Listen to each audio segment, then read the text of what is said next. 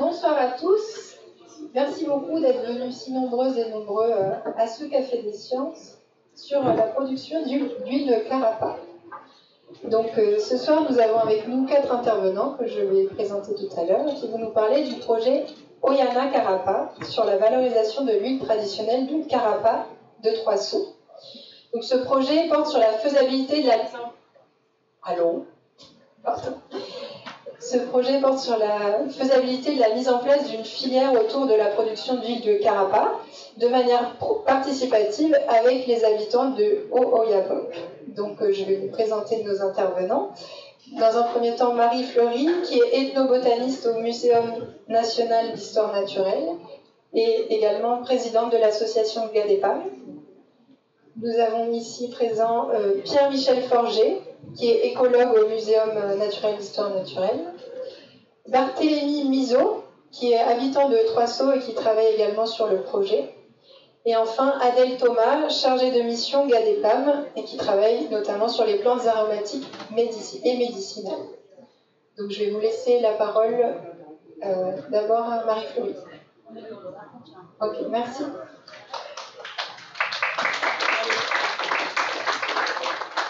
Bonsoir à tous, merci d'être venus si nombreux. On a le plaisir de vous présenter aujourd'hui un projet qui est un projet de longue haleine en fait pour Gadepam. Mais d'abord, on va peut-être, je ne sais pas si vous connaissez tous notre association. Donc dans un premier temps, on va... Comment ça se fait ? D'accord. Donc on va vous présenter l'association Gadepam. Il y a des gens qui ne connaissent pas Gadepam ici ? Donc c'est une association qu'on a créée en 2002. Le premier objectif, c'était de valoriser les plantes aromatiques et médicinales en Guyane, et notamment dans un réseau interdom avec la Guadeloupe, la Martinique, la Réunion, Polynésie, Nouvelle-Calédonie, afin de mieux valoriser les plantes aromatiques et médicinales des Outre-mer. Et on a créé cette association en 2002, puis très vite, on a élargi les objectifs à l'artisanat traditionnel en Guyane. Pourquoi ? Parce qu'en fait, on avait un programme de recherche sur l'homme et les produits forestiers en Guyane, et on a très vite fait un constat qu'il y a beaucoup de savoir-faire sur le territoire, des hommes et des femmes qui avaient des connaissances et qui savaient fabriquer de magnifiques objets, mais qui tout simplement abandonnaient ces savoir-faire dans la mesure où il n'y avait pas de débouchés. Et comme c'était des objets qu'on n'utilise plus vraiment au quotidien dans les villages, et bien, ils cessaient la production. Donc, à force d'entendre « Oh, mais moi je sais faire ça, ça, ça », mais j'ai arrêté parce que... Voilà, et on s'est posé la question. On avait aussi un colloque fin 2002 sur la valorisation des produits de la forêt en Guyane, quelle démarche équitable, dans lequel on avait aussi des ateliers, dont un sur l'artisanat traditionnel, et là le constat était le même. On manquait vraiment de valorisation, en tout cas sur le littoral, de l'artisanat qui était fait vraiment dans le sud de la Guyane. Donc on a élargi les objectifs, et donc maintenant Gadepam, c'est un petit peu une association qui a 2 grands volets. On connaît beaucoup mieux, je pense que ceux qui connaissent Gadepam le connaissent grâce à la maison d'artisanat et des produits naturels de Guyane qui est 11 rue Bijuin à Cayenne, où on vend l'artisanat vraiment issu des communautés. Mais on a aussi un volet sur notamment les filières plantes aromatiques médicinales, les filières huiles végétales sur lesquelles on a embauché Adèle suite à son stage. Donc on travaille sur ces 2 aspects parallèlement. Il faut savoir aussi que le volet commerce n'est pas du tout rentable. D'ailleurs, en fait, depuis, ça fait plus de 20 ans qu'on a créé Gadepam, on ne réussit toujours pas à même équilibrer en fait, notre commerce. Donc en fait, on vend à perte, ce que peu de gens savent, parce que les produits sont vendus relativement, c'est relativement onéreux. Comme j'aime à dire, ce sont des produits qui ont de la valeur. Donc effectivement, ce sont des produits qui ont un coût. Mais comme on essaie de respecter le prix des artisans, et qu'on a quand même un minimum de charges sur l'association, ne serait-ce que le loyer, les charges, les assurances, etc., c'est très compliqué de vendre à un coût qui est acceptable aussi pour les Guyanais. Donc voilà, on essaye tant bien que mal depuis 20 ans d'équilibrer nos comptes, mais c'est pas toujours facile. En tout cas, l'idée, c'était d'offrir une vitrine en Guyane de ce qui se faisait sur tout le territoire guyanais. Donc, dans notre charte éthique, que vous pourrez retrouver sur notre site internet ydpam.com, vous verrez qu'on a à cœur de valoriser l'artisanat qui est vraiment issu des traditions guyanaises, fabriqué par des gens qui vivent en Guyane, sur le territoire guyanais. C'est pour ça qu'on dit 100% Guyane. On a une traçabilité des produits et aussi 100% solidaire parce qu'effectivement, on fait du commerce social et solidaire, donc à but non lucratif. Les grands principes de notre démarche, finalement, avant tout, c'est la sauvegarde d'un patrimoine culturel immatériel. Ça, c'est essentiel. On n'a pas fait ça dans un objectif de faire du commerce, on a fait cette démarche dans un objectif de sauvegarder un patrimoine. Et le commerce, c'est un moyen, c'est pas un but pour nous. C'est afin d'offrir des débouchés économiques aux personnes qui vivent sur le territoire, afin qu'ils perpétuent en fait leur tradition et la confection d'objets ou de produits naturels. La reconnaissance des détenteurs de savoir, donc valoriser le métier d'artisan, la préservation des ressources, parce que bien sûr, on ne peut pas avoir un développement durable si on détruit les ressources pour fabriquer des objets, la valorisation culturelle, ça c'est ce qu'on fait très souvent à travers des ateliers de transmission, des conférences et des publications, faire connaître la richesse des savoirs et savoir-faire, et la valorisation économique, c'est pour offrir des débouchés commerciaux, comme je vous le disais. Ensuite, donc, en quelques lignes, voilà, c'est plus de 650 artisans répartis sur tout le territoire guyanais qui travaillent avec nous. C'est un espace d'exposition donc au 11 rue Pichevin, donc la maison d'artisanat traditionnel et des produits naturels de Guyane. Tout le monde peut y adhérer. C'est 10 € par an l'adhésion et vous pouvez avoir tout ce qui concerne les activités de l'association en primeur, notamment l'inscription aux ateliers de transmission, ce qu'on appelle les samedis solidaires, ça se passe souvent le samedi. D'ailleurs, pour votre information, on va animer des ateliers samedi prochain au Jardin botanique, donc dans le cadre du 10 juin, des fêtes du 10 juin.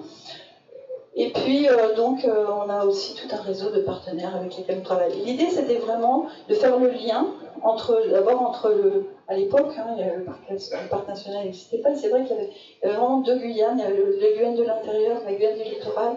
L'idée, c'était quand même aussi de faire le lien avec les populations qui étaient les plus éloignées sur le territoire, mais pas seulement les plus éloignées géographiquement, mais aussi les plus éloignées parfois socialement. Il y a des gens qui peuvent habiter près du littoral, mais qui sont quand même dans une certaine détresse sociale, et pour lesquels l'artisanat, c'est une façon de vivre en fait. Parce qu'ils n'ont de toute façon pas le choix, c'est-à-dire qu'ils n'ont pas de revenus et ils font de l'artisanat pour pouvoir s'acheter à manger, tout simplement. Voilà. Donc, le projet Oyana Karapa, pour en venir au sujet de ce soir, donc c'est un sujet qui a émergé d'abord dans les années 2000. Donc à l'époque, on faisait ce programme sur l'homme et les produits forestiers. J'avais encadré un étudiant qui est parti à Trois-Saules faire une étude sur la fabrication de l'huile de carapa. Et puis, moi j'étais allée sur le terrain là-bas en 99, et c'est vrai que tout de suite, ce qui frappe en arrivant là-bas, c'est le nombre de carapas qu'il y a partout. C'est une richesse incroyable, hein, le pied de carapa. Par ailleurs, l'huile de carapa, c'est un produit qui est très intéressant, dont vous le connaissez sûrement tous. Il a des propriétés à la fois anti-inflammatoires et antiparasitaires. C'est un produit qui est aussi répulsif, qu'on peut mettre en forêt lorsqu'on va en forêt pour éviter de se faire piquer, de se faire attaquer par les amateurs, les poules abouties, etc. Puis c'est aussi un rôle curatif contre les démangeaisons, les éruptions, et même les mycoses, tout un tas de choses qu'on a en Guyane qui en sont très désagréables. Et l'huile de carapa, c'est vraiment extraordinaire. Hein. Ça marche sur énormément de problèmes. D'ailleurs, dans certaines communautés, on l'utilise aussi comme antiparasitaire pour les poules, même en avalant un tout petit peu, mais je ne vous conseille pas d'en avaler des quantités, c'est très amer. Voilà, enfin bon, ça à partir de on va vous en parler plus. Enfin, tout ça pour dire que l'huile de carapa, c'est un produit qui est extraordinaire, qui sort de la forêt guyanaise, fabriqué par des Amérindiens, qui ont un savoir-faire séculaire sur cette... voilà. Et là aussi, l'idée, c'était de faire le lien peut-être entre l'intérieur et le littoral. Il y a beaucoup de demandes. Nous, on a une seule productrice d'huile de carapa à Ydpam, qui habite à Regina. C'est pas du tout assez. On est toujours en manque. Parallèlement, on en trouve beaucoup dans les commerces, mais celle qu'on trouve au marché, elle n'est pas toujours de super bonne qualité. Il n'y a aucune traçabilité, on ne sait pas comment elle est fabriquée, si elle est pure, d'où elle vient, enfin, il n'y a aucune traçabilité. Donc nous, on voulait mettre en place un produit, enfin, à la vente, un produit qui est traçable, avec un savoir-faire traditionnel de Guyane, et aussi en même temps offrir des débouchés économiques aux jeunes de Trois-Sceaux qui n'ont pas toujours de revenus monétaires et qui en ont tous besoin, comme tout un chacun. Voilà. D'où l'idée de mettre en place ce projet qui a été quand même présenté en amont aux Wayampis eux-mêmes, à travers le Grand Conseil coutumier. J'ai déjà posé la question aux chefs qui trouvaient ça super intéressant, ça les intéressait. Aux agents du parc aussi, qui sont aux Wayampis, on leur a posé la question, ils trouvaient ça bien. Et puis finalement, on est allé. Donc j'ai demandé à mon collègue Pierre-Michel Forget de venir aussi sur le... Parce qu'il est spécialiste du Carapa, il va vous en parler. Et puis on a embauché donc Adèle pour faire son mémoire, elle était on va vous en parler, donc comme stagiaire. Et puis on est allé là-bas et on a présenté le projet dans chaque village à tous les chefs qui nous ont dit oui, ça nous intéresse, etc. Donc c'est à partir de ce moment-là qu'on a demandé, on a rencontré Barthélémy Misso et on lui a demandé s'il voulait travailler avec nous et voilà, et donc comment ça s'est déroulé. Et donc je vais vous présenter, je vais vous passer la parole à Barthélémy qui va présenter un petit peu justement son village.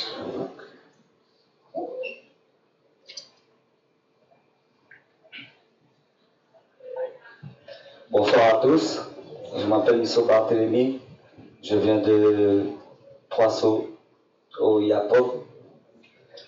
Donc, je vais vous montrer où se trouve Trois-Sceaux, c'est là où c'est entouré en rouge. C'est un village qui est loin. Pour aller là-bas, de Camopi à Trois-Sceaux, il faut prendre la pirogue au moins 7 heures du temps pour aller là-bas. Avec le gros moteur de 60 chevaux, ça va prendre 5 heures du temps. Ouais.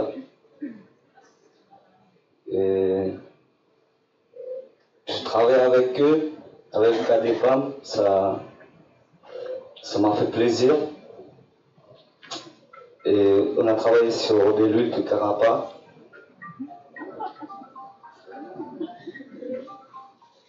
Les Wayampis, que je suis d'origine amérindienne, mais je parle Wayampi, comme tous les Amérindiens ne parlent pas dans la même langue.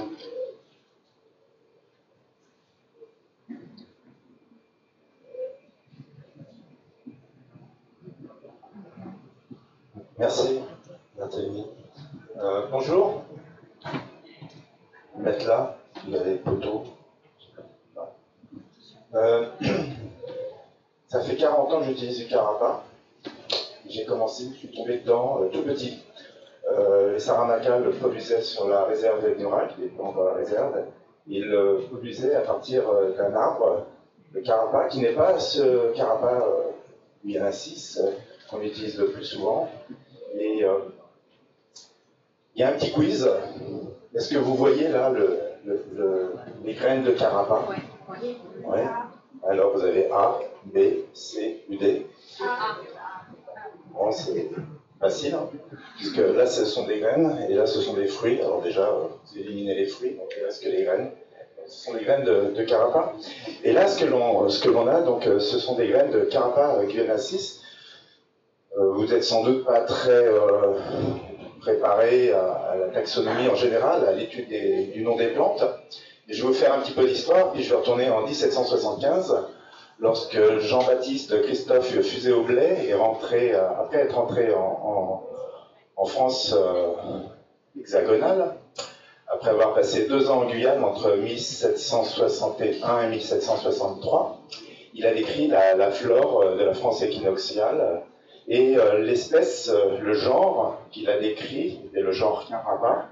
Le genre Carapa, il l'a décrit à partir du nom Carapa, qui était le nom donné par les Amérindiens en Guyane. Et il l'a décrit Guyana 6 parce que c'était la terre des Guyanes, la terre des eaux.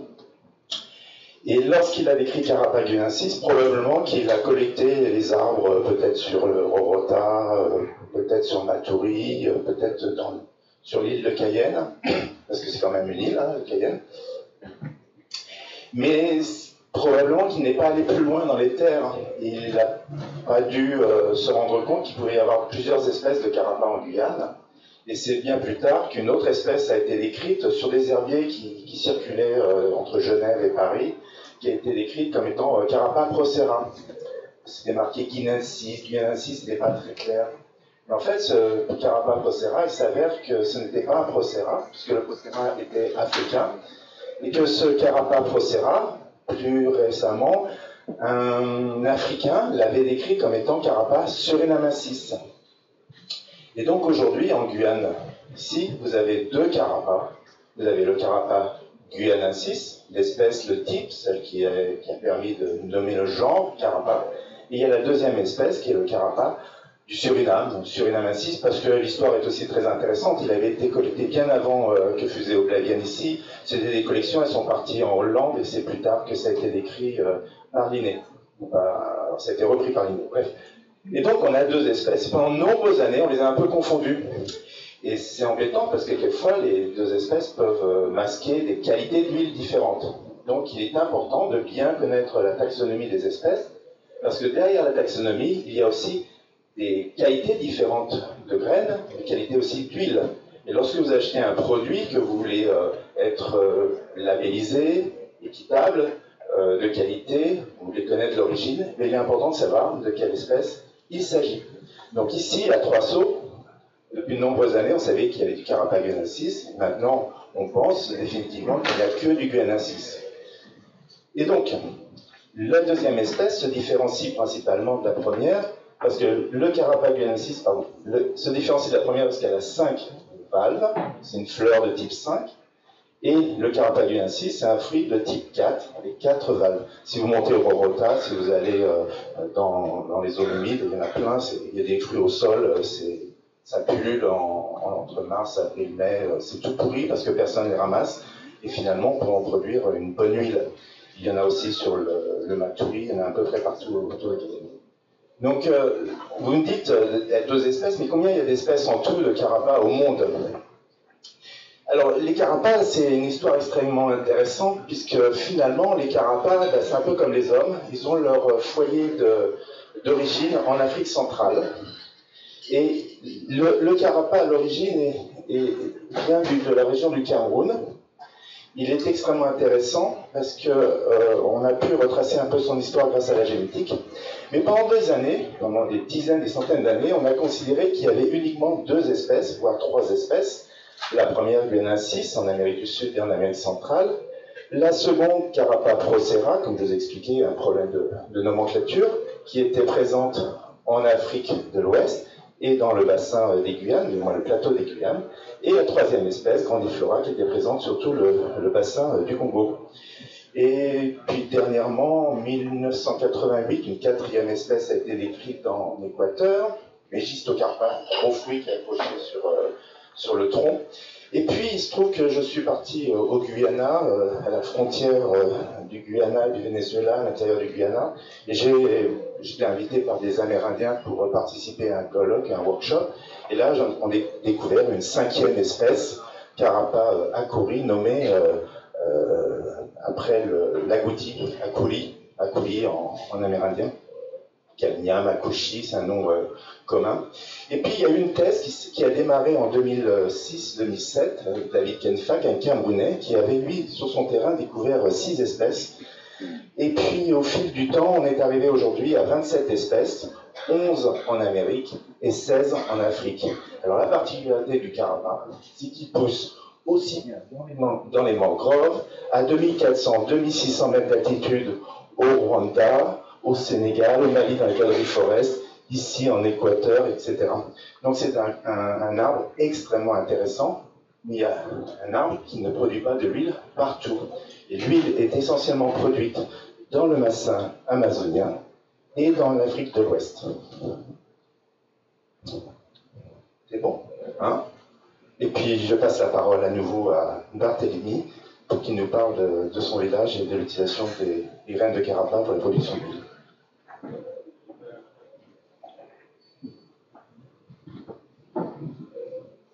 Sur la photo, vous voyez comment on produit l'huile de Carapa. Ouais. En fait, pour aller chercher du Carapa, on prend de la pirogue pour aller loin. On prend pas celle de côté du Brésil, comme c'est... On n'a pas le droit. Et elle est arrivée pour chercher dans la forêt avec des producteurs et tout ça. On a amené au moins 50 kilos comme ça. Et c'est... Après, on les fait bouillir. Et puis après, on les met au soleil, on les met au soleil. On les met dans... La pâte, on les met dans l'écorce de maripa. Comme maintenant, pour fabriquer de l'huile dans l'écorce de maripa, on fait pas ça maintenant. Parce que vous voyez, l'écorce, ça bouffe de l'huile en fait. Au résultat, tu ne gagnes pas beaucoup de l'huile. Et maintenant, on est sur les tôles pour gagner plus de l'huile. Ouais.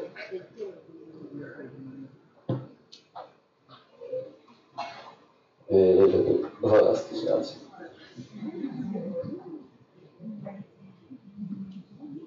Donc moi je me présente, c'est Adèle Thomas, je suis chargée de mission et du coup j'ai fait mon stage de fin d'études sur ce projet Oyana-Karapa. Donc j'ai été accompagnée sur place par Barthélémy et je vais vous présenter un peu les actions qui ont été menées sur place avec les locaux. Dans un premier temps, c'était d'identifier les producteurs, d'aller dans tous les villages, dire pourquoi on était là, même si on l'avait présenté, identifier qui étaient les producteurs, s'ils étaient d'accord qu'on puisse les accompagner en forêt pour identifier les arbres, donc la deuxième partie, faire des relevés phytoécologiques et des suivis de la récolte pour pouvoir identifier les arbres, mesurer leur diamètre, voir la couleur des arbres et surtout identifier quelle espèce était présente à Trois-Sauts. Parce que comme on l'a dit, dans les écrits auparavant, on savait qu'il y avait du Karapa guyanensis, mais il y avait des petites spécificités qui étaient présentes et du coup c'était de les mettre au clair. Et on a aussi accompagné des familles volontaires dans toutes les étapes de la transformation pour documenter les différentes variantes, les différents procédés et au cours du temps comment ça a pu évoluer, comme l'a dit Barthélémy avec le maripa. Maintenant ça se fait de moins en moins parce qu'en fait l'huile de maripa va s'infiltrer dans la gouttière de maripa et il y aura moins de rendement, d'après les dires des producteurs sur place. Et on a également mis en place des entretiens, notamment pour identifier les zones de collecte et voir s'il n'y avait pas une pression qui était plus importante sur certaines zones que d'autres au niveau de la collecte et s'il y avait bien, si l'impact de la collecte n'est pas trop important sur la ressource. Donc au total, c'est 28 producteurs qui ont été recensés sur l'ensemble de Trois-Sauts. Trois-Sauts, c'est un ensemble de 7 villages, en fait. Et du coup, sur ces 7 villages, on a identifié 28 producteurs. Et au total, on a pu suivre 7 familles en forêt pour identifier les arbres et faire des relevés sur ces pieds-là. Donc maintenant, je vais vous présenter les principaux résultats. Donc ce qui est ressorti au niveau des pieds récoltés, donc je tiens bien à préciser, c'est que les pieds qui sont visités par les Wayampi pour faire de l'huile de Karapa. C'est pas un inventaire total de la zone. On a pu voir qu'il y avait une variabilité intraspécifique. Donc on peut voir sur la photo de droite qu'il y a des graines, des fruits qui sont plus ou moins gros avec des îles plus ou moins importants, mais ils ont tous 4 coques, 4 parties. Donc ils sont tous de Karapa guyanensis, ça on en est sûr. Mais il y a des variabilités de taille et également au niveau du tronc de couleur. Il y a le Karapa rouge et le Karapa blanc. C'est quelque chose qui a pu être observé au niveau de l'arbre, mais aussi affirmé dans les dires et dans les entretiens qui ont été menés avec les locaux. Et c'est quelque chose qui est connu, c'est une bizarrerie locale et on n'a pas d'informations complémentaires sur qu'est-ce qui fait la différence autre que la couleur du tronc. Et du coup, au niveau des pieds qui ont été collectés, ils ont tous la majorité ont un diamètre compris entre 50 et 70 cm de diamètre, ce qui veut dire que c'est des arbres qui sont assez vieux et qui auront une production plus ou moins stable au fil des années. Contrairement à de jeunes arbres qui vont produire beaucoup, mais de façon très irrégulière dans le temps. Au niveau des graines étudiées, ça c'est pour montrer en gros que l'impact de la cueillette sur la ressource, il est moindre, parce qu'on peut voir sur le graphique, il y a à peu près 50% des graines qui sont présentes au pied de l'arbre, qui vont être emportées soit par les animaux, soit par l'eau. Donc ils vont pouvoir germer plus tard, plus loin plus tard, et faire de nouveaux arbres. au niveau du pied de l'arbre au sol, le reste des graines qui n'est pas emporté, 18% va être pourri et le reste va être germé ou mangé. Et seulement 30% va être récolté par les hommes. Donc ce qui signifie que l'impact de l'homme semble assez faible sur la production de l'arbre, sachant que c'est, comme on l'a dit, comme Marie l'a dit, il y a énormément de pieds de carapace sur la zone de Troisseau et que les données les arbres collectés sont très peu nombreux comparés à la totalité des arbres de la zone. Donc ici vous avez une carte, vous avez les différents villages donc, qui vont de Roger, le plus éloigné de Troisseau, où il y a Troisseau, d'où le nom des villages, et le premier qui est en repas. Et du coup, les zones en orange, c'est les zones qui sont mentionnées par les habitants comme étant des zones de collecte. Donc, selon les villages, donc les familles, ce sont les mêmes zones qui sont visitées. Il n'y a pas de... Chaque village a sa zone. Et qui sont plus ou moins loin. Par exemple, pour aller jusqu'au saut Moutouchi, je ne veux pas te dire de bêtises, Barthélemy, mais il faut quand même quelques heures pour y arriver. Et des fois, ça se fait sur plusieurs journées d'aller récupérer. On dort à la bâtie dans des camps sur le long des fleuves. Et durant la collecte, les pieds sont identifiés de différentes façons. Soit c'est des pieds qui sont connus des familles depuis longtemps, c'est un pied, de génération en génération, les gens vont chercher, vont collecter cet arbre-là, ils sont sûrs d'année en année de retrouver des graines. Soit c'est des pieds qui sont identifiés lors de la chasse, donc les hommes partent à la chasse, se rendent compte le long du sentier qu'ils ont trouvé qu'il y avait des graines par terre, donc ils y retournent 2-3 jours après avec l'ensemble de la famille pour pouvoir collecter les graines. Soit des pieds qui sont proches des abattis. Et lors de la cueillette, il y a plusieurs activités qui sont menées en même temps, comme la chasse, ramasser toutes sortes de matières premières végétales, donc soit du bois pour faire des cannes à pêche, de l'arroumant pour faire tout ce qui est vannerie, ou encore le tawali pour faire les cigarettes, ou récolter des fruits à l'abattis le long du chemin. Donc en moyenne, une famille elle se rend 2 fois en forêt pour récolter des graines de carapa. Elle visite à peu près 5 pieds de carapa, ce qui représente 3 katouris de graines. Les katouris, c'est les sacs à dos amérindiens, on va dire, qui sont faits en liane ou en feuilles de palmier, selon les conditions. Et un katouri rempli, ça représente à peu près 19 kilos. Donc 3 katouris de graines, soit une famille récupère, c'est 40 à 50 kilos de graines, à peu près. Et du coup, de ces 30 à 40 kilos de graines, on va les transformer pour faire de l'huile. Donc la production d'huile, elle a plusieurs étapes qu'on n'a pas décrites là, mais peut-être qu'on pourra les décrire en fonction des questions qui seront posées. On a pu mettre en lumière qu'il y avait différents matériaux utilisés, comme on le disait. Donc soit de la tôle pliée en deux et inclinée, qu'on va disposer la pâte de carapa, donc l'intérieur des graines, on va la disposer sur la tôle qui est légèrement inclinée, et on va laisser ça au soleil, et rien que par gravitation et par la lumière et la chaleur du soleil, l'huile va s'écouler vers le bas, et ça coule assez rapidement, ou alors sur des coques de mariba, comme je le disais tout à l'heure, l'a dit Barthélemy. Et il y a également des traitements différents. Sur l'image tout à droite, on peut voir qu'il y a du feu en dessous. Certains vont chauffer sous les tôles en alu pour accélérer l'écoulement de l'huile, parce que la chaleur, comme la chaleur du soleil, fait écouler l'huile plus rapidement. Donc, en moyenne, selon l'étude sur les 28 familles qui ont été suivies, 10 kg de graines donnent 1 litre d'huile. Ça, c'est la moyenne pour 3 seaux selon les méthodes de fabrication. Et chaque année, les familles produisent 5 à 6 litres d'huile. Sur ces 5 à 6 litres, elles vont en utiliser 1 ou 2 pour la famille, pour l'usage, comme Marie l'a dit, pour la bâtie contre les insectes, pour mélanger à du roucou aussi sur la peau, pour mettre sur la peau, pour mettre dans les cheveux, pour aérer. Donc 1 à 2 litres par famille, et le reste va être proposé à la vente. Donc il faut savoir que Troisseau, c'est une zone en accès limité, enfin réglementée, Donc il n'y a pas de tourisme à Trois-Sceaux, donc les débouchés de vente sont limités. C'est du tourisme, c'est de la préfecture, c'est toutes les missions préfectorales des institutionnels qui viennent sur place et qui achètent l'huile. Et du coup, nous, GADEPAM, on s'est aussi proposé en acheteur de ces surplus d'huile, une fois l'usage personnel de la famille, le surplus.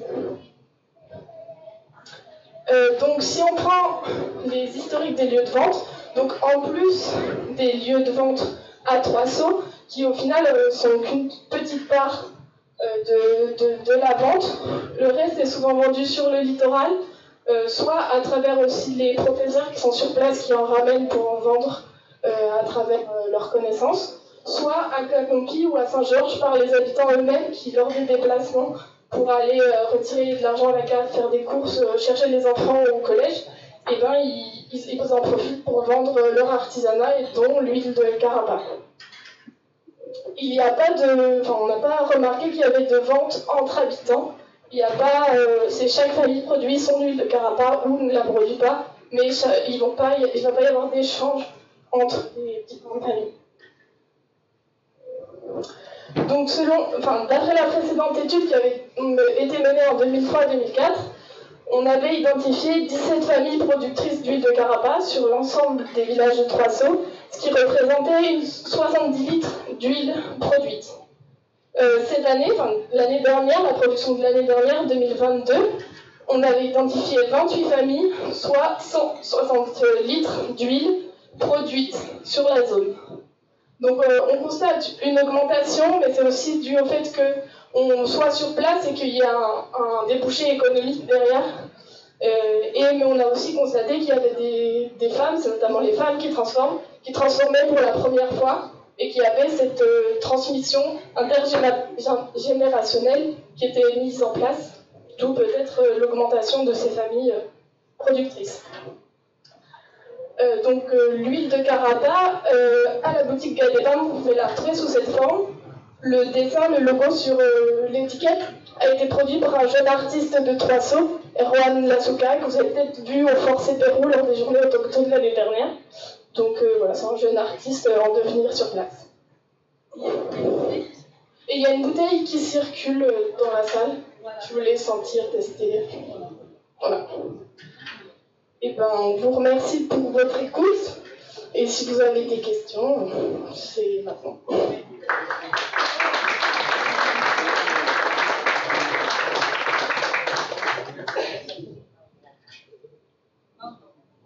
Alors, comme je le disais, on n'a pas d'huile sur place à vendre. Vous la trouverez prochainement à la boutique GADEPAM. La boutique est 11 rue Pichevin, vers le cimetière.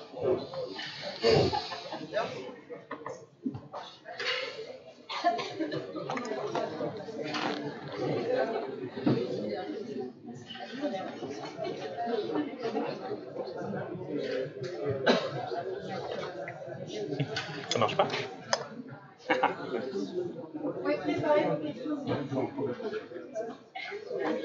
Un problème de micro?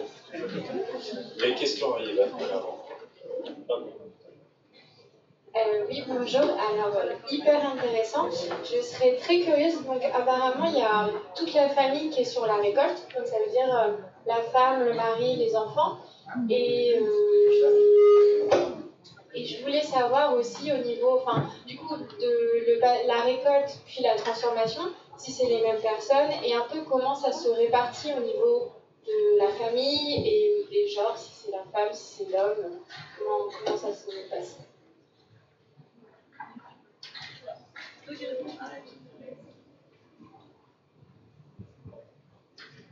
Je vais essayer de répondre à la question selon ce que j'ai vu sur place. Barthélémy complétera si j'ai omis des informations. Donc souvent, la récolte se fait par la famille en entier. La femme, le mari et les enfants. Ça dépend quand a lieu la récolte, si le matin les enfants sont à l'école. Et les graines sont collectées sur place, autant par les hommes que par les femmes, sont disposées en table, sont mis dans les catouris. Les catouris sont portés par les femmes, jusque dans la pirogue. Et ensuite, la transformation, c'est un procédé qui est assez long, En tout, ça dure de 1 à 3 mois, selon les étapes de transformation. Donc la première étape, c'est dès qu'on rentre de la forêt, on va mettre à cuire les graines. Donc ça, c'est plutôt la femme qui s'en occupe, de même que d'aller chercher le bois pour faire la cuisson. Enfin, ça, c'est familial aussi. Ensuite, on met les graines à fermenter pendant 1 mois dans des catuilles en palmier qui sont refermées, disposées sous le carbet à l'ombre et à l'abri de la pluie, etc. Donc ça, c'est une étape où il n'y a pas besoin de faire grand-chose, juste de surveiller à quel moment on va pouvoir récupérer la pâte, savoir à quel moment c'est assez gras. Donc environ une fois par semaine à partir d'un certain temps, c'est la femme qui va venir vérifier si l'intérieur de la graine est assez gras, juste en coupant une graine et en appuyant sur la chair, en voyant s'il y a de l'huile qui sort déjà.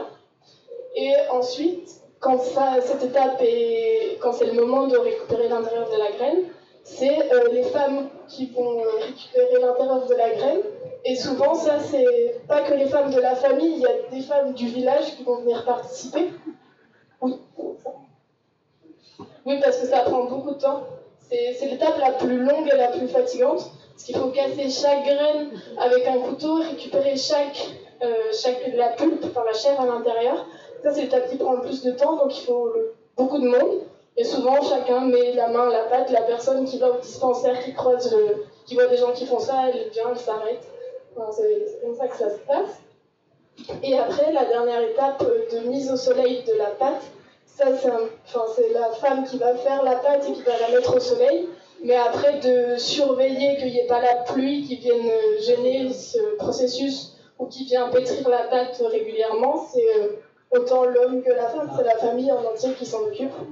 Et après, la commercialisation, qui c'est qui récupère l'argent à la fin? C'est les deux. Voilà.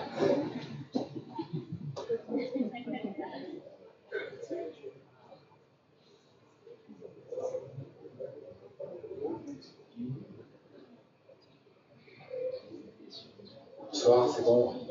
Merci pour cet exposé. Voilà, c'était pour savoir au niveau de la pâte qui reste, est-ce qu'elle a des vertus, est-ce qu'elle est valorisée différemment, pour savoir. Et puis la différence entre les différentes variétés, quelle est la valeur de l'huile entre les différentes variétés? Alors, je vais répondre à la deuxième partie de la question. En fonction des espèces, la qualité de l'huile, non, étant donné qu'il n'y a eu qu'une espèce qui a été identifiée à Trois-Sceaux, il n'y a pas de différence locale. Et au niveau de la pâte qui reste, le restant de pâte qui n'est plus gras, qui reste sec, qui est sec et dépourvu d'huile, soit c'est jeté, soit on l'utilise à la pêche pour abattre les poissons dans les filets. Juste une étude qu'on avait faite dans les années 2000, on va dire, sur justement la différence entre l'huile traditionnelle et l'huile qui est faite dans le laboratoire de manière mécanique. Et là, réellement, c'était Didier Véraud et Jean-Charles Robinson qui avaient fait des études au laboratoire de chimie de l'IRD. Et il s'avérait que l'huile traditionnelle était beaucoup plus efficace, notamment comme répulsif, que l'huile faite dans le laboratoire. Donc effectivement, l'intérêt, il est vraiment dans le process traditionnel.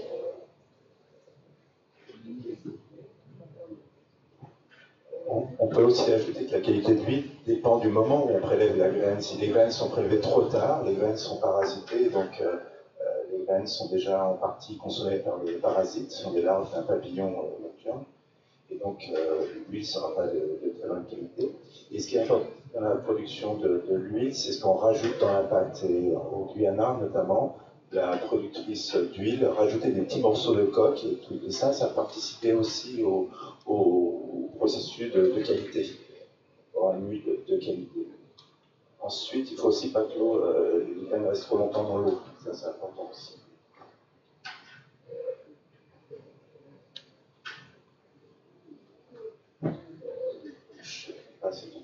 Juste pour vous dire une chose, c'est qu'en Afrique, on produit aussi de l'huile, au Mali notamment, mais les conditions environnementales sont tout à fait différentes. Ce sont aussi les femmes qui font l'essentiel du travail avec les enfants. et les graines sont bouillies et ne sont pas donc stockées, elles sont là enterrées pendant un certain temps, et c'est un environnement sec, et elles sont récupérées 2 ou 3 mois plus tard lorsque la période de récolte est passée. Et elles sont traitées de la même façon sur des tôles et on laisse les. Alors, j'avais une question. Vous avez montré qu'il y avait différentes manières, avec la tôle, le coq, et aussi avec le feu. Est-ce que ces 3 façons traditionnelles vont avoir un impact sur la qualité de l'huile, notamment le fait de mettre le feu, donc ça va accélérer le processus? Est-ce qu'à la fin, ça change quelque chose? Alors, d'après les résultats de l'année dernière sur les 28 familles qui ont été menées, enfin, les entretiens qui ont été menés sur les 28 familles, il n'y a pas d'impact significatif selon la méthode de fabrication. Autant sur le matériel utilisé que sur les traitements thermiques ou non. Après, ce qui a été observé, c'est que souvent, quand on chauffe par le feu, l'huile est souvent plus sombre que les autres. Il y a une oxydation par la chaleur. En fait, on n'a volontairement pas fait d'études chimiques sur l'huile. Notre démarche, c'était vraiment de la valorisation d'un produit traditionnel qui est fait par les Amérindiens de Wayampi Transfo. Voilà. Donc, c'est pas un programme de recherche uniquement, c'est surtout un programme de valorisation d'un produit traditionnel. Mais l'étude écologique était importante, bien sûr, pour étudier l'impact sur la ressource. Et il y avait un volet aussi sociologique sur justement l'acceptation sociale, l'impact que ça peut avoir sur la société, etc. Mais l'idée, c'était vraiment la valorisation. On n'est pas du tout dans un processus de... Si les Amérindiens Wayampi de Trois nous demandent de faire des analyses, à ce moment-là, on cherchera des financements et on fera. À chaque fois qu'on fait une nouvelle recherche, on leur demande avant, c'est eux qui décident s'ils veulent ou pas. Voilà, la démarche.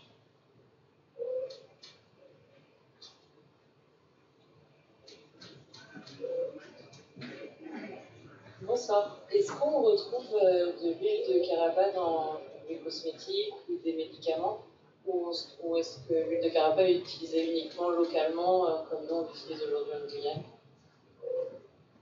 Alors non, on la retrouve dans des cosmétiques, notamment des savons, des bougies, enfin même des bougies. En Guyane, il n'y a pas de producteurs locaux qui transforment, il me semble. Et sinon, au Brésil, oui. Oui, on les retrouve dans les produits cosmétiques, notamment dans les produits rochers. Il y a beaucoup de carapa d'huile 6. Le principal producteur est au Brésil. Il n'y a pas de traçabilité, on ne sait pas du tout d'où ça vient. C'est très, très obscur. On retrouve le carapa d'huile 6 dans de nombreux produits en cosmétique en général. Il y a aussi une commercialisation à nouveau de l'huile de carapa dans les traitements phytothérapie, herbologie, bon, vous savez ce que c'est, pour le traitement des maladies de peau, psoriasis, des choses comme ça. Donc c'est en phase presque exploratoire encore. C'est pas officiellement vendu dans les pharmacies. Ça fait partie des traitements phytothérapie, quoi. Ça marche très très bien. Le micro, s'il vous plaît. Je parle assez fort.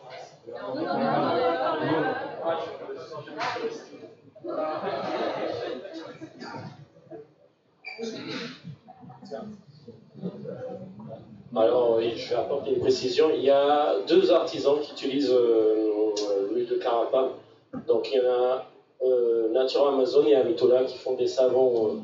Donc j'apporte cette information pour compléter.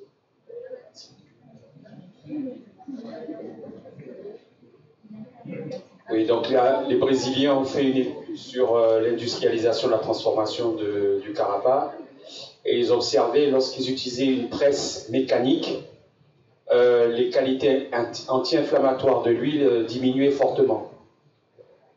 Donc la méthode traditionnelle a l'air d'être parmi celles qui préservent le mieux les qualités thérapeutiques du produit.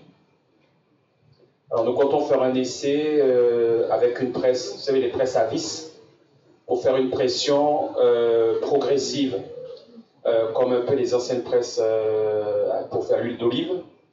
on fait une pression progressive et de pouvoir regarder l'effet sur les qualités anti-inflammatoires du produit fini. La CTG.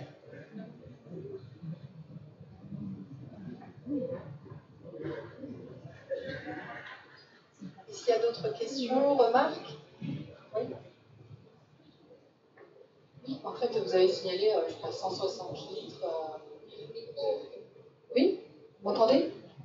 Oui, 160 litres de production finalement. Est-ce que ces 160 litres sont écoulés? Et est-ce que du coup ça on va envisager, enfin le Traçon envisage de produire encore plus, de écouler cette production? Est-ce que ça peut être quelque chose de...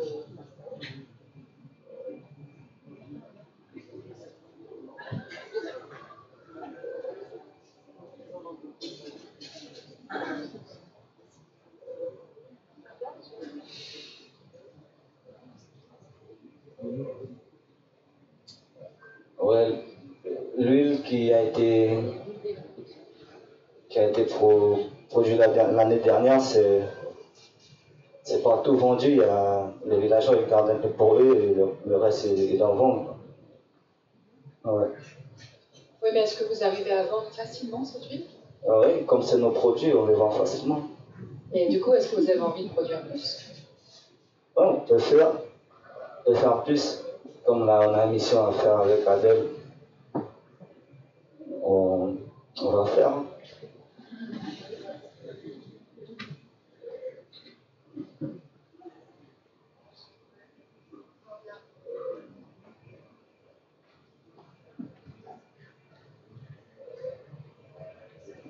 Bonsoir, je voudrais savoir quelle est la durée de conservation de l'huile quand on l'a dans le flacon. Quand c'est à la maison, on peut garder combien de temps et l'efficacité dure combien de temps en fait? Et aussi les flacons qui est passé, ils coûtent combien et à partir de quoi est-ce qu'on pourra s'en procurer? En tout cas pour la durée de vie, moi j'en avais ramené de 3 sous, je crois que c'est en 99 ou en 2000, j'en ai toujours. Et elle est toujours efficace. Donc plus de 20 ans après, elle a quasiment pas bougé. Donc là au niveau durée, c'est assez extraordinaire. Les flacons ils seront en vente bientôt, il y a des pannes, on n'a pas encore tout à fait défini le prix, mais ce sera à peu près le prix du commerce. On n'a pas encore le prix exact, mais ça fera le vrai équivalent à ce qu'on trouve ailleurs dans le commerce.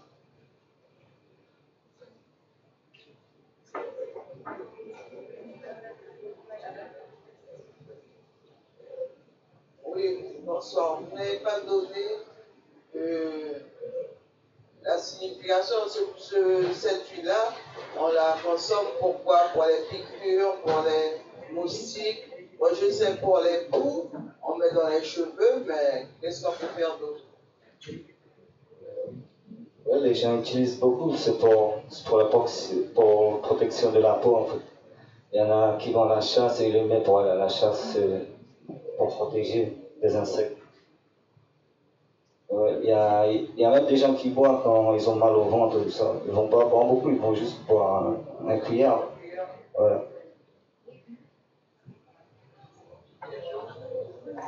Et le mélange avec le roucou, par exemple? Ouais, ils ont fait ça aussi. C'est pour quoi faire le mélange avec le roucou?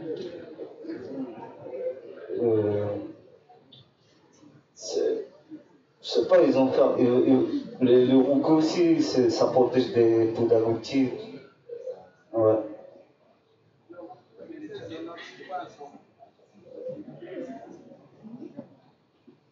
Il mélange aussi avec le roucou parce que le roucou est assez difficile à étaler sur la peau, donc le fait de le faire macérer, le mélanger dans un liquide, c'est plus facile à appliquer sur la peau pour sortir en forêt. C'est souvent qu'ils utilisent de l'huile de carapa avec d'autres produits, d'autres graines, pour justement s'en servir pour étaler le produit actif. Alors il y a aussi un autre usage connu de l'huile de carapace, c'est contre l'hypertension. Donc il faut avaler sa petite cuillère tous les matins, il faut avoir une certaine dose de courage parce qu'effectivement c'est très amer. Et quand on est hypertendu, ça peut servir. Alors deux questions. La première c'est quel est prix d'un litre à 3 seaux, suivi du prix du litre arrivé à Cayenne. Et la deuxième question pour Pierre-Michel, heureux de te rencontrer de nouveau, c'est qu'est-ce qui explique le fait que cette espèce, que ce genre, Carapa, soit présent sur 2 continents, éloignés maintenant de quelques milliers de kilomètres, et est-ce que l'on sait à quel moment la séparation s'est faite, d'un point de vue génétique ou autre, entre les Carapa africains et américains? Je vais répondre à la première question. Par rapport au prix, toujours, à Gadepam, ça a toujours été un casse-tête chinois de définir les prix. C'est compliqué. On essaie de respecter le prix artisan. Donc là, ça a été l'objet d'une négociation. Au début, le chef Jackie nous avait dit ok, c'était le prix qui était pratiqué, il vendait 50 € la bouteille d'un litre. Ensuite, suite à des discussions avec les autres habitants, c'était augmenté à 70 € le litre. Nous, on n'a pas encore vraiment défini le prix de vente, c'est assez compliqué parce qu'il y a le prix du transport, il y a le prix de l'embouteillage, des bouteilles, des flacons, de l'étiquette. On a fait faire aussi le dessin, l'infographie, enfin on a tout un tas de choses à calculer par rapport au prix de revient, plus la manipulation, etc., plus évidemment tous les frais qui sont liés à la commercialisation à la boutique. Donc on va essayer de faire un prix tout à fait équitable pour respecter à la fois le prix artisan et le prix de vente comme on fait d'habitude ce qu'on voit à la boutique. Avec un mot plus. Bonjour Jean-Marie. Alors, il était une fois, l'Amérique et l'Afrique étaient ensemble. C'était un grand continent. Il y avait de nombreuses plantes et des animaux, des dinosaures, qui habitaient des deux côtés, sur le même grand plateau. Et puis, il y a un certain temps, il y a à peu près 100 millions d'années, il y a une faille qui s'est formée, et puis les deux continents ont commencé à diverger. Et la grande question qui nous anime, c'est finalement pour ce genre, mais pas que pour ce genre, car pour de nombreuses autres espèces d'arbres qu'on trouve à la fois en Afrique et en Amérique, c'est finalement, est-ce qu'ils existaient avant la fracture, ou est-ce qu'ils ont migré après la fracture? Aujourd'hui, on est dans la phase scénario. On a des moyens technologiques, et notamment l'étude de l'ADN, la biologie moléculaire, nous permet de retracer l'âge des plantes et la période à laquelle ils ont évolué, à laquelle ils se sont diversifiés au cours du temps. Et on a pu, avec collègue David Kenfak et des collègues allemands, retracer ainsi l'histoire des Carapa, depuis le centre d'origine qui se trouve au niveau de la ligne volcanique, ce qu'on appelle aujourd'hui la ligne volcanique du Cameroun, qui se trouve à peu près dans le bassin ici, Cameroun, Nigeria, voilà. Et on a retracé cette histoire avec une évolution progressive, avec colonisation d'abord de la région, bien sûr, de cette région-là, et ensuite progressivement colonisation des montagnes ici de l'Est africain, et en parallèle colonisation de l'Ouest africain. Et bien sûr, cela ne s'est pas fait en un jour, ça a pris quelques millions d'années, et ça s'est fait aussi au gré de l'évolution des animaux, et en particulier de l'évolution des éléphants, qui au départ étaient de la taille comme ça, qui sont devenus un peu plus gros. Et puis plus ils grossissaient, plus ils étaient capables de disperser des gros fruits, les avaler, puis hop, disperser cela dans les crottins. Et donc la question, bien sûr, il n'y a pas d'éléphant qui nage, en tout cas à ma connaissance pour l'instant, il y en a qui volent, mais bon, quand est-ce qu'ils sont arrivés en Amérique finalement? Et il faut donc se placer à peu près 25-30 millions d'années. L'Afrique et l'Amérique étaient extrêmement proches. On estime que c'était une distance de l'ordre de 1000 km et que des radeaux pouvaient très bien, comme ça, flotter, des radeaux, des îles radeaux, flotter et ainsi se rapprocher au gré des courants, des forces coriolistes notamment, migrer et se retrouver en Amérique du Sud. Alors ça, c'est la première hypothèse, c'est le premier scénario, c'est-à-dire que sur ces îles mangroves, en fait, où on a des carapas dans cette région, on pense qu'il y a eu une migration des carapas vers l'Amérique. La deuxième, ça c'est, je dirais, la première hypothèse. La deuxième hypothèse, c'est tout simplement, compte tenu de la distance et de la capacité des graines de carapas à flotter dans l'eau, si vous allez sur les plages aujourd'hui de Cayenne, vous marchez à la marée descendante, et vous allez voir, il y a des graines de carapas, guianacis, là, tout le long. Il y a de nombreuses espèces de graines en ce moment, qui ont résisté, qui résistent au sel marin. Il m'est arrivé il y a un certain temps, j'en avais collecté 100 graines. Je les ai données à l'INRA à Kourou, les 100 ont germé. Donc ça peut rester dans l'eau assez longtemps et germer. Donc c'est la seconde hypothèse, c'est que les graines ont flotté depuis cette région ici du bassin du Congo jusqu'à l'Amazonie, où ce qui était il y a 20 ou 30, entre 10 et 20 millions d'années, ce qui était l'Amérique du Sud. C'est bien avant la formation des Andes. Et donc ce carapa, dans notre scénario, il va peut-être coloniser en plusieurs étapes l'Amérique à différents moments. Ce qui est très intéressant, c'est que, comme je vous le disais, il y a des carapas de type 4 et des carapas de type 5. Le guianacis est de type 4. Or, en Afrique, la seule région où on trouve du carapa de type 4 se trouve sur des îles, ici, les îles Bioko, juste dans la continuité de la ligne volcanique du Cameroun. Donc c'est extrêmement intéressant et on pense que le carapa guianacis, finalement, c'est un carapa africain qui a flotté, qui est arrivé en Amérique.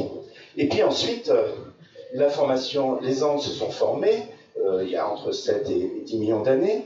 Puis autour de 3-5 millions d'années, vous avez la formation de l'isthme de Panama, et des graines qui flottaient, qui arrivaient sur les Antilles, qui traversaient ici, qui se retrouvaient de cet autre côté, se sont trouvées un peu prisonnières, et n'ont pas pu coloniser donc, la région amazonienne, puisqu'il y avait une belle montagne ici, hein, les Andes, c'est quand même assez haut.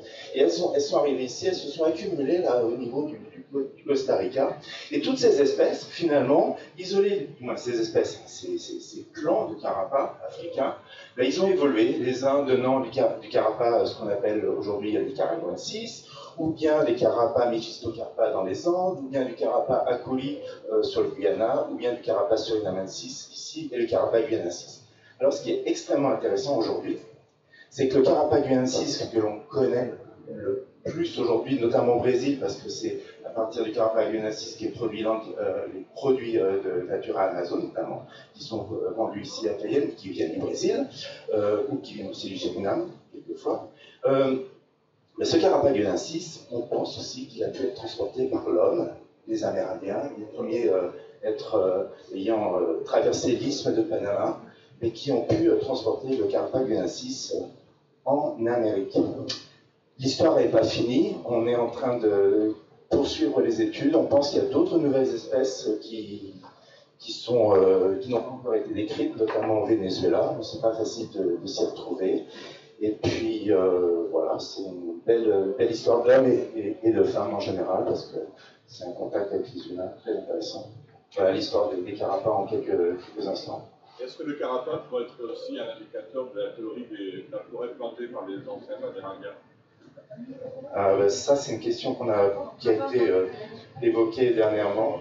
Je peux reposer la question. Est-ce que le carapa a été planté par les cette Amérindiens? espèce serait donc une indicatrice de la théorie des forêts plantées, des forêts jardins des anciens peuples amérindiens avant le contact européen? Oui, encore aujourd'hui, à Trois-Sauts, la famille de Barthélemy Misso ici plante des carapas.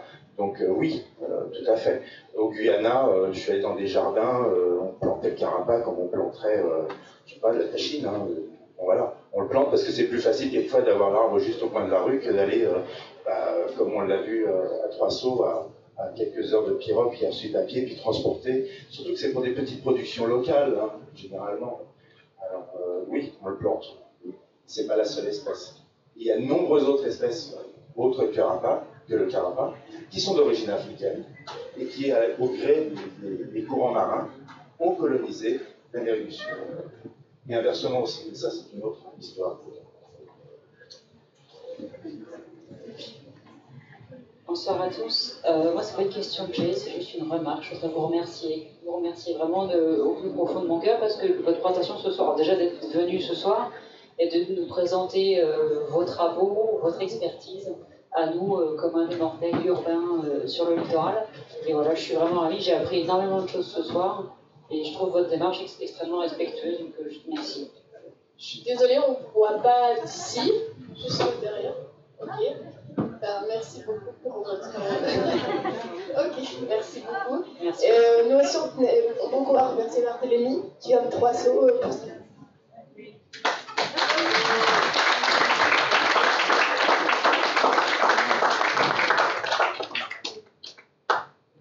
On est aussi une commune mortelle.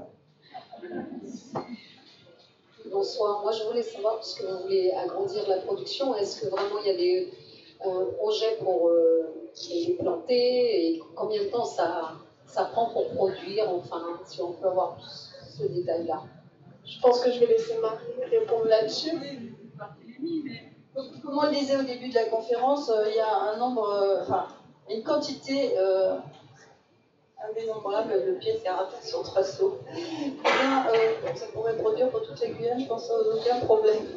Donc il n'y a pas de problème de ressources. À 3 sauts, il y a beaucoup de carapats. De toute façon, on a fait un tour en pirogue avec le chef. On ne faisait pas 1 mètre par carapa. C'est une plantation de carapa.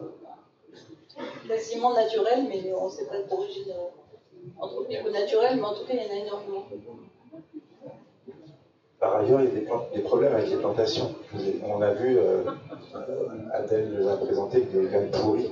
Lorsque vous plantez le carapa en peuplement monospécifique, un champ de maïs, un champ de carapa, vous allez avoir des attaques de pathogènes incroyables. Et donc, il est préférable d'aller collecter les arbres dans le milieu naturel où ils sont dans des conditions telles que les pathogènes sont aussi limitants, du moins limités dans leur développement.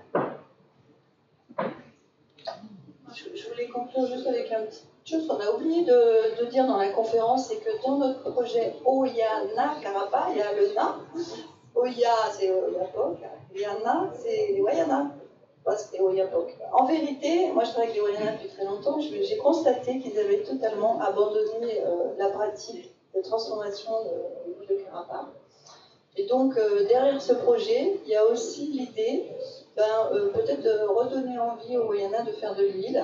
Donc, on a un projet de restitution qui a été réalisé la semaine dernière en Découbata du programme chez les Wayampi aux Wayana. En espérant donner envie aussi aux Wayana de reproduire. Là, c'est pas vraiment pour la vente, mais ne serait-ce que pour eux-mêmes. Parce que dans le constat aussi, c'est qu'il y a beaucoup plus de problèmes de peau maintenant qu'ils font plus et qu'ils n'utilisent plus l'huile de carapa.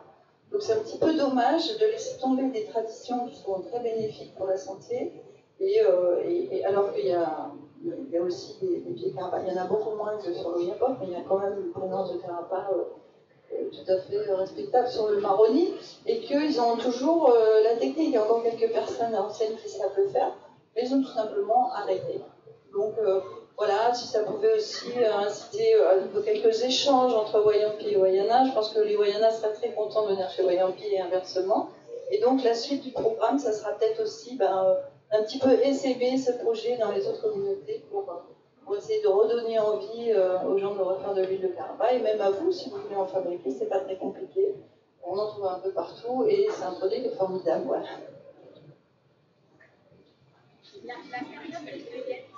Bonsoir, j'avais une question. Je voulais savoir si les animaux se nourrissaient de l'espèce carapa. Je vais juste répondre, il y a une question sur la droite sans micro. À quelle période on récolte le carapa? Donc le carapa, ça fructifie une fois dans l'année, en Guyane, ça fructifie une fois dans l'année, et les fruits tombent au sol. La récolte a lieu à la saison des pluies, donc mars, avril, mai, juin. En fait, on peut aussi avoir des carapas beaucoup plus tôt. Sur l'île de Cayenne, ils produisent plus tôt, parce qu'on a une climatologie qui est un peu plus sec. Les arbres fleurissent plus tôt et produisent plus longtemps que dans la forêt. D'autre part, sur l'île de Cayenne, les arbres sont de très gros diamètre et ils produisent des centaines, voire des milliers de graines. Et la deuxième question, je ne l'ai pas bien entendue, excusez-moi.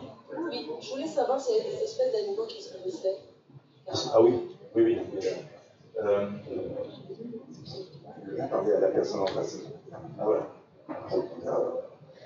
Oui, alors s'il y a des chasseurs ici, ils savent très bien qu'il y a une période absolument extraordinaire pour aller chasser de l'agouti.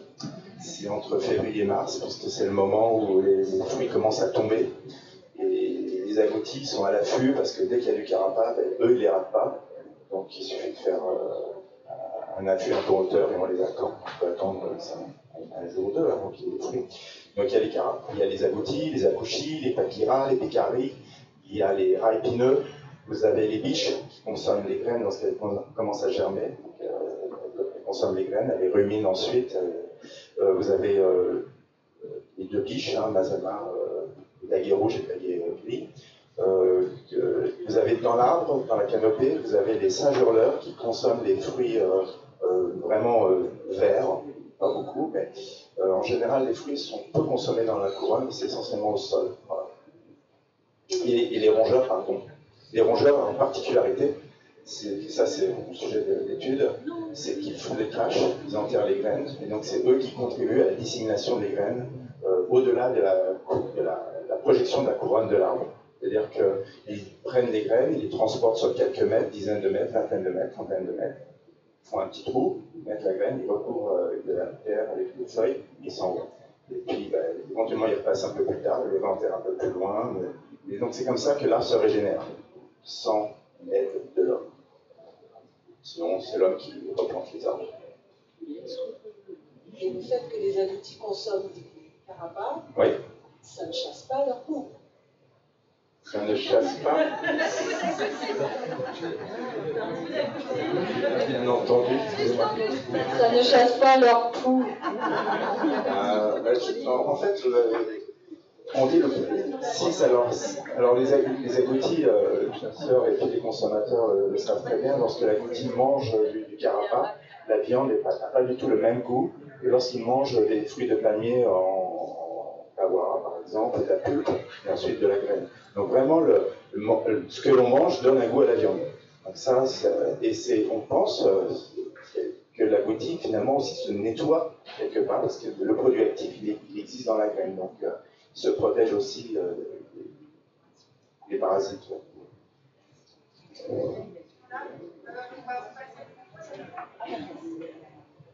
Oui, bonsoir. Une question plus spécifique pour Pierre-Michel Forger. Je voulais savoir, est-ce que vous avez écrit des ouvrages à destination du public sur la carapace pour partager tout votre savoir? Alors, travailler un scientifique, il est par étapes. Donc, dans un premier temps, il faut devenir un scientifique. Donc, on doit publier des articles scientifiques. Et puis, progressivement, on doit diriger des étudiants qui font des études et qui publient aussi des articles pour devenir des scientifiques, des conservateurs, ou je ne sais pas, dans le monde de la science ou de la conservation. Donc, on passe beaucoup de temps à écrire ces travaux, à encadrer les étudiants.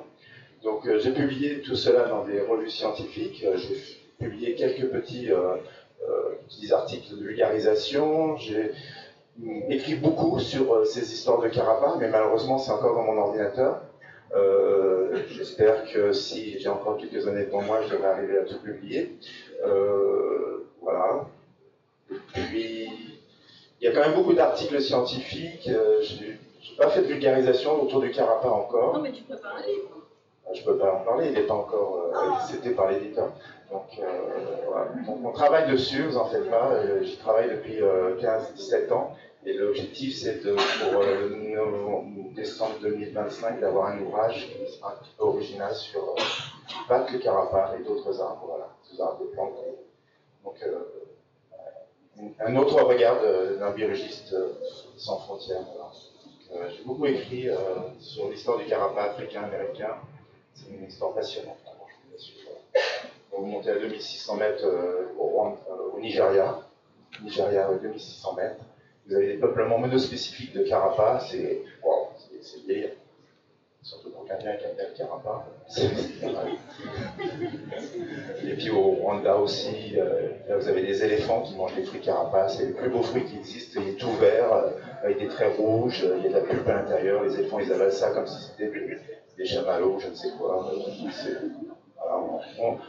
ça peut paraître étonnant, mais on sait très peu de choses de l'écologie du Karapa en Afrique, donc c'est sa zone d'origine. Voilà.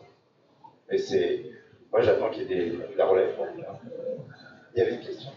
Oui, je voulais savoir si la qualité de l'huile dans la région de Trois-Sceaux, est-ce qu'elle est liée à la nature du sol et au peu de pollution qu'on a dans cette zone géographique? Est-ce qu'on a la même qualité d'huile, par exemple, sur l'île de Cayenne? Si jamais on a fait des tests pour comparer, est-ce que la nature du sol et l'air ambiant, ça joue sur la qualité de l'huile produite? Alors, comme on l'a dit précédemment, on n'a pas fait de test sur l'huile qui permettrait de comparer ça. Après, des dires des personnes, on sait que l'huile de Karapa, enfin des dires, hein, est la plus efficace de la Guyane. C'est celle de Trois-Sceaux. La meilleure huile de Guyane, c'est celle de Trois-Sceaux. Moi, je voulais juste dire un grand merci à nos financeurs, parce que l'OFB a financé ce projet, et la CTG également, donc merci à eux, et aussi au Parc amazonien qui nous a aidés dans la logistique, notamment l'accueil d'Adèle sur Trois-Sceaux. Donc merci à eux. Alors, moi j'ai une question justement sur la valorisation du savoir et la transmission du savoir. Et ce que j'aimerais savoir, c'est justement, est-ce que ça a réellement eu un impact, au-delà de la production plus importante, mais un impact dans les familles ou à l'intérieur même des villages? Est-ce que le savoir se transmet plus? Et est-ce que aussi ça leur a donné peut-être l'idée de se valoriser soi par rapport à son savoir, de se dire qu'ils ont des richesses, et du coup de faire la même chose peut-être avec d'autres choses qu'ils savent faire et qu'ils ne valorisent pas encore? Je vais laisser la parole à Barthélémy, mais là, comme je l'ai présenté tout à l'heure, sur les 28 familles rencontrées, il y en a 4, c'était la première fois qu'elles en faisaient, notamment Barthélémy. En fait, moi j'ai appris en même temps que Barthélémy a appris à faire de l'huile. Et du coup, est-ce que vous avez constaté dans le village une dynamisation par rapport à ça? Quelque chose de nouveau? Ouais, il y a plus de jeunes qui veulent apprendre comme ils ne savent pas faire. Ouais. Et il y a même des gens qui commencent à oublier comment on produit de l'huile de Karapa. Ouais.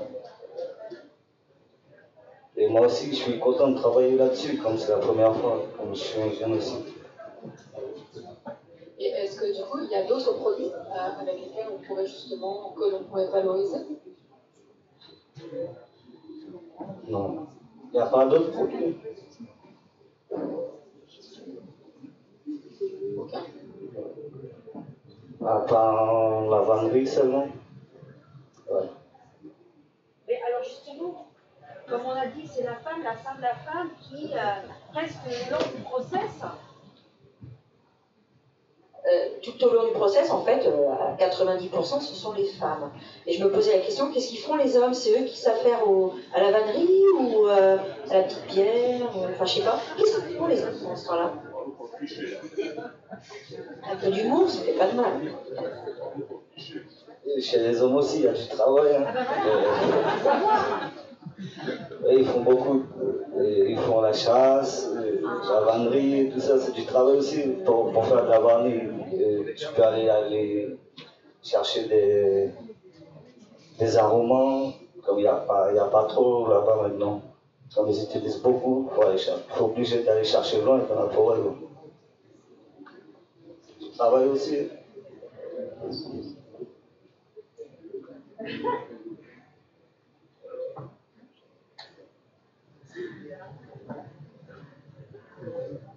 Une petite dernière question, sans regret. Ok, eh bien, écoutez, merci beaucoup à vous pour tous cette intervention très intéressante.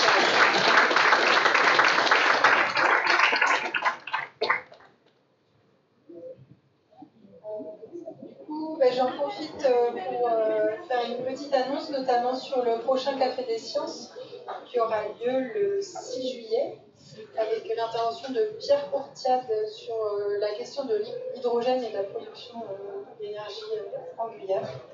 Donc, Pierre Courtiade qui travaille pour l'ADEME le 6 juillet. J'en profite également pour vous annoncer, si vous ne l'avez pas déjà vu, que l'appel à projet sur la fête de la science a été publié cette semaine. Et donc cette année, le thème sera sur le sport et la science. Donc tous les porteurs de projets sont invités à faire part de leur projet. Donc, sachant que la fête de la science aura lieu du 10 au 27 novembre. Voilà, autre information. Cette semaine, c'est la semaine Océan Contré. Donc, je ne sais pas si certains ont déjà entendu parler du projet de Plastic Odyssée. Donc, il y a actuellement un navire au dégradé des Cannes avec des personnes qui viennent rencontrer les artisans locaux et qui viennent présenter des projets sur le recyclage du plastique notamment. Donc, vous pouvez retrouver ce programme sur le site de la Canopée notamment. Je vais garder le meilleur pour la fin. Oui. Ensuite, la fête de la nature continue. Il y a notamment un programme qui a été mis en place à Regina du 9 au 11 avec des sorties nocturnes, diurnes, des observations, des conférences, des animations. Vous pouvez faire passer le mot à ceux qui sont de Regina. Voilà, et puis je vous laisse. Oui, alors il nous donne rendez-vous à l'Ancre, le PCC des Trois Fleuves, qui nous accueille pour une exposition qui s'intitule Aloko-Yana. Et c'est une exposition sur l'art traditionnel des Aloko et des Wayana. Donc là, on est sur le Haut-Maroni et sur l'évolution de cet art depuis les années 50, avec de magnifiques photos de Jean Hureau. Et demain soir, à partir de 18h, il y aura une conférence de Pierre Grenand. Vous connaissez peut-être qu'il y a un anthropologue qui a travaillé plus de 40 ans à Trois Sceaux, justement.